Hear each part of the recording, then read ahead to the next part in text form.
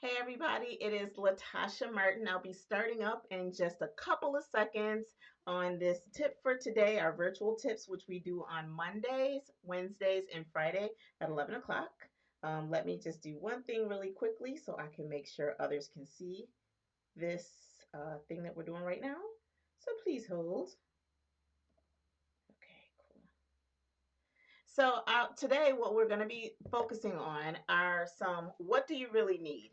And it was really interesting because just a couple of minutes ago, if you are on my personal page, you'll know that I actually shared, I just did a live with someone who's in a group with me, and she called this morning. And the big question was she was trying to stream something and do an online event using Facebook. And I know that the easiest way that I know for people to do it, if they wanted something that was designed for streaming and you're doing a webinar format, is Zoom with the webinar platform. But then as I started to think about some of my old tips and other tools that were available, it really worked out well because I was able to pull out an oldie goldie. It was called Be Live. And we're not going to be talking about Be Live today, but I am going to talk to you in just a moment on why is it important to work with people who can give you a different perspective on stuff. So hang on one second. I just want to make sure that you guys can all see what I'm doing today, and I can actually share it to the appropriate pages. Hang on. Please hold. Please hold. You like that how I'm saying please hold as if. Okay. Cool, cool, cool, cool. Okay, very good. So hang on one second.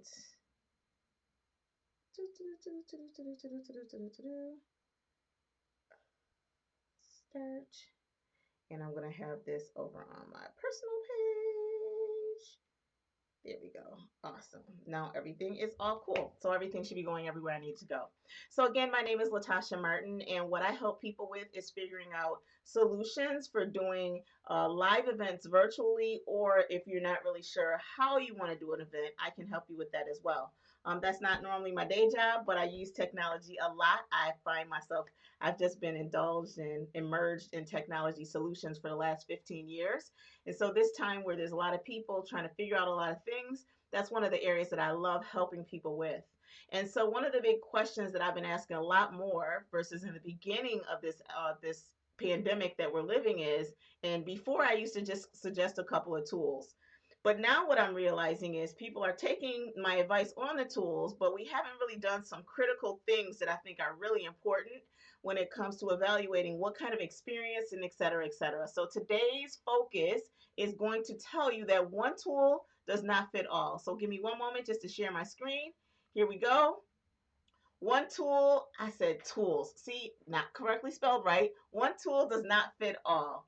And so again, our focus for today when we talk about the one tool does not fit all, our thing that we're going to focus on as we go through this is what do you really need for your particular event, for your it's particular business or service or option that you want to provide. What is it that you really need? And again, like I said, I know there's a lot of people right now when they're thinking about web conferencing and they're thinking about connecting people virtually, the main tool that most people are going to is Zoom. But if you are using Zoom and you're thinking about Facebook, there are some free options that you can take advantage of when you want to connect with people. So again, you want to ask yourself, well, what is it that what is it that I really need for the event or the class or whatever it is that you're trying to accomplish. So let's go ahead and talk about, well, how do you decide that? So the way that I'm asking people right now is if they tell me they're like, oh my gosh, I'm trying to use Zoom or I'm trying to use Facebook or I'm trying to use YouTube and I want to do X. What I'll say is, well, what is it that you're really trying to do? What kind of problem are you solving? And then who is it for? So let me back up to a couple of weeks ago. One of the areas of focus that actually stimulated me doing these, or was the jump off point for me doing these virtual sessions, was I was having conversations with churches and smaller churches and even, some other size churches and asking, how are we preparing to do these virtual Sundays? And so there were different people who had different needs. And so I have found myself not just trying to say one tool or one set of circumstances fits all, but really asking people, well, if you look at your congregation, what do you think would work for them best so that you don't scare them away or isolate a big chunk of your congregation. So now shifting over to small businesses or nonprofit organizations, if you were trying to use virtual solutions and tools, I would ask you the same question. Again, what is it that you're trying to accomplish? If you are a leader for a large business, maybe what you're trying to do is think, well, how can I convert an experience into something virtual? But I do know that once we get past Corona, I want to go back to live events. So I would suggest a different set of tools for a person that says it's virtual. I want to transition to live so that my technology can enhance that, and then maybe then go back to 100% live. So really asking yourself, what problem are you trying to solve? If you are a person who's in the space of, I had a session earlier this week where I was working with people who were in the mover space. And so they were either yoga instructors, Pilates instructors, dancers, dance instructors.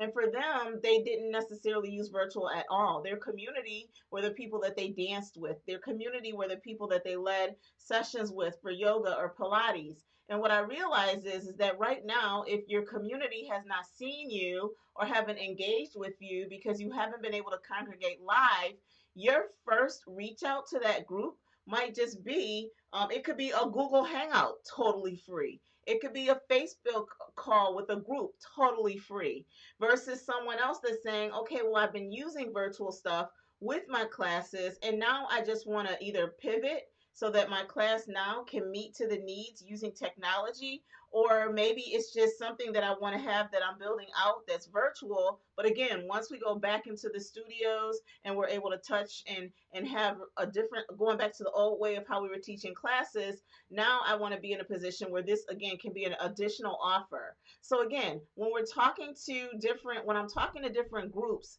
and I'm trying to make recommendations for tools and software and things of that nature, it really is saying, what problem are you trying to solve? And then who is that for? And one of the things that I really do want to caution you about is, let's not jump to conclusions or jump to assumptions or make assumptions about people because of their age.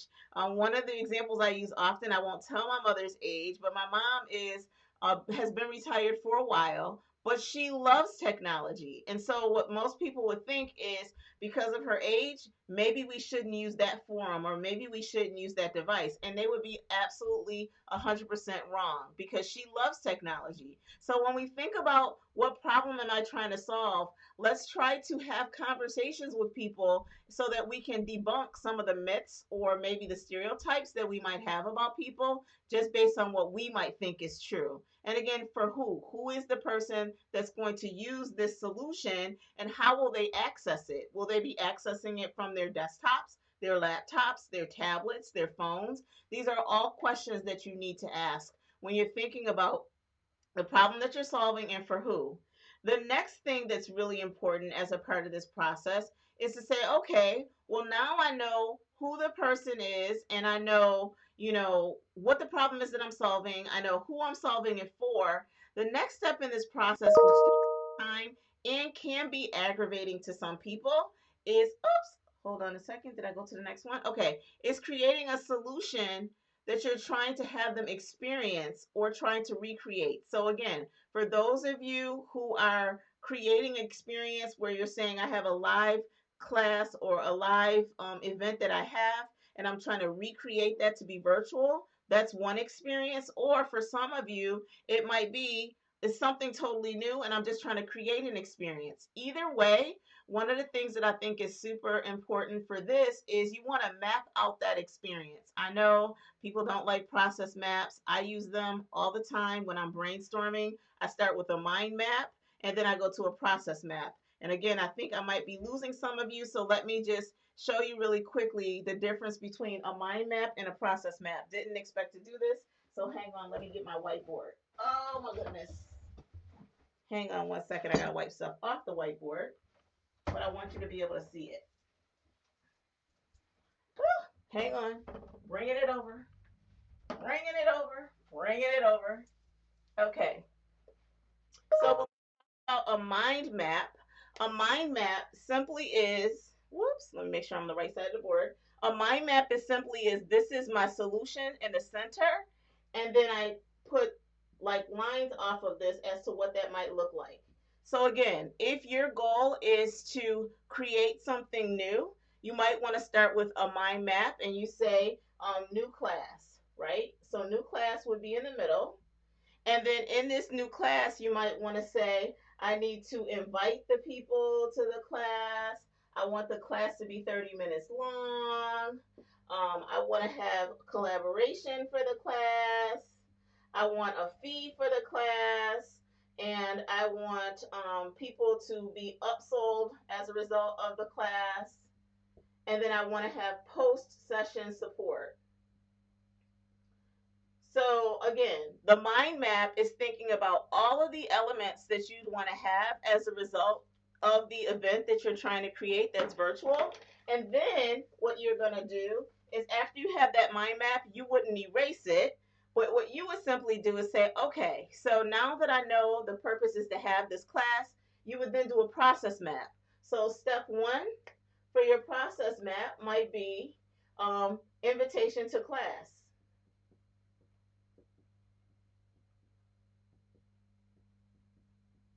And as you have your invitation to class, underneath this process map, you might have to write down all the things that would be the invitation to the class.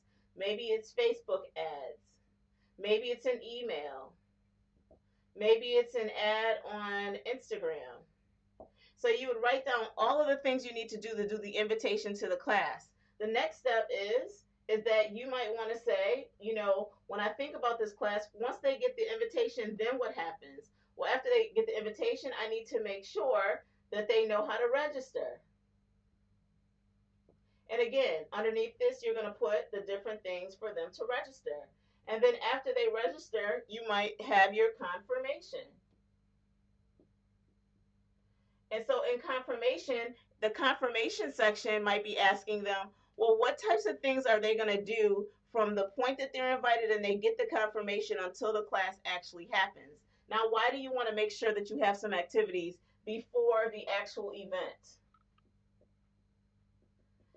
You want to have some activities that happen in between the time from the invitation and confirmation to the event is so that people won't forget about the event, especially when it's virtual. So some of the ideas that I recommend for people when they're doing their process map for this is you might have a Facebook group. You might have some pre-work activity that they can do. You want to do something that keeps it front of mind, especially if there's a large gap of time between when your event happens and when you're sending out the invitation.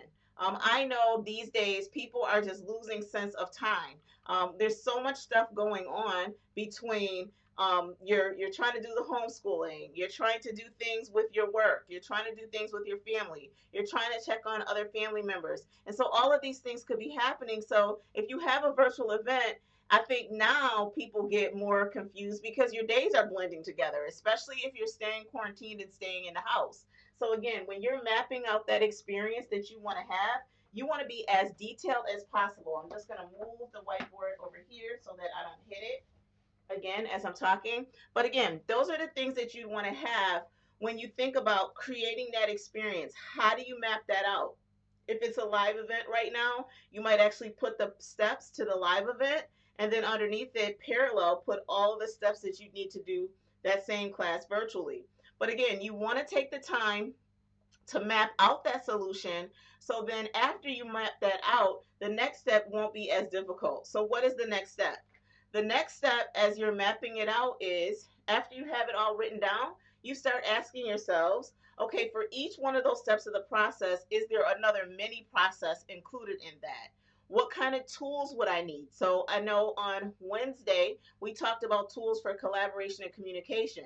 So again, if you're using some of those tools, not all of them, what tools will you need? What software would support your virtual event? Where you start to evaluate what platforms make sense to you. I know, again, right now, tons of people are turning to Zoom, but there are other software tools that are out there. There's Webinar Jam, there's Webinar Ninja, there's WebEx, there's GoToMeeting, there's LogMeIn. There's so many other options that are out there. So what you want to think about is what software makes sense for your solution, because why would you select something other than Zoom? Well, maybe the event that you're creating, you need to track analytics that's connected to it. How long were people paying attention? How long were people keeping themselves on that screen? My daughter right now is taking classes online, and a part of her class, they have to have certain tests. Well, because she's in a STEM program and they really need to make sure that these students know what they're talking about, when they take exams, there's a video monitoring them and making sure they're not looking to their notes or picking up their tablet or doing things of that nature. And if they are, when the professor is evaluating their results, they will say either A, they were cheating and they won't get credit, but there's things that they need to do to monitor. So when you're thinking about the software solution that you need to have, you want to make sure that you're evaluating it based on what the business needs are, the nonprofit business needs are.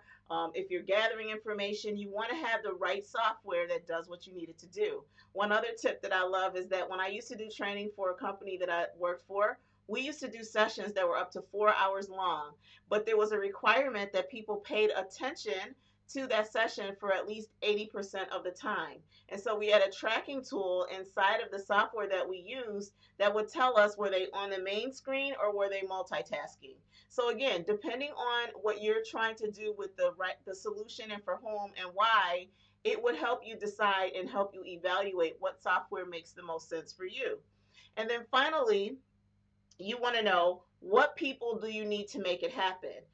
I've just had a lot of conversations so far, even in this session today, on all of these different steps and mapping out this process. So when you map out that process, what it will also help you to know is what are things that you can do, what are things that you can delegate and manage, and what are things that you're just like, I can do, but if I really want to execute this, I need to spend more time developing content than on creating the process and executing the event. So again, the people that you need to have for your solution, you'll be able to identify them once you do the other steps and really evaluate, again, what are you trying to do for whom? What kind of experience are you trying to create? One piece that people forget often, and I think that'll be the topic for Monday, are the different roles once you go live. I've been in this space where I've been doing these simulated live events for a very long time with lots of tools. So multitasking is not as difficult for me as it might be for someone else. Because if something breaks down, I know how to create a workaround pretty quickly where my audience may not know what's going on. But for most people, I wouldn't suggest, and even for myself, if I was doing a longer simulated event, I would bring in someone that I call the producer to help me on the back end. So let me talk to you a little bit about what does that mean when you say producer from the back end. So think about any of our normal TV shows that you see right now. There would never be a live TV show without having a producer or people behind the scenes that can check in and make sure that everything is on time. So that producer does a whole gambit of things. And so again, maybe on Monday we'll talk about the roles for when you're doing these live events, how critical they are beyond the person that you see in front of the camera. It's a whole lot of people. Again, what is that? Teamwork makes the dream work. And that's definitely true when you're talking about a virtual event. And so then what are your next steps? Well, your next steps from here is once you've gathered all that information, what I would say is now you say to yourself, well, let me create a plan. Again, in some of our previous sessions, we've talked about creating a plan for your event. So I'm not going to reiterate that right now, but you do want to write down a plan for, let's just focus on one event right now, not a series of events. So even if you know you want to host a series with 30 webinars in it or 5 webinars in it, I would say stick with one for right now, plan that out, and then you can do what I call rinse and repeat and make it better. So rinse and repeat. So for right now, let's think about one solution that you want to create a virtual event for, one problem, and then look at the solution and really take the time to map that out in a plan. And again, don't do that in isolation. I would suggest that you have people with you.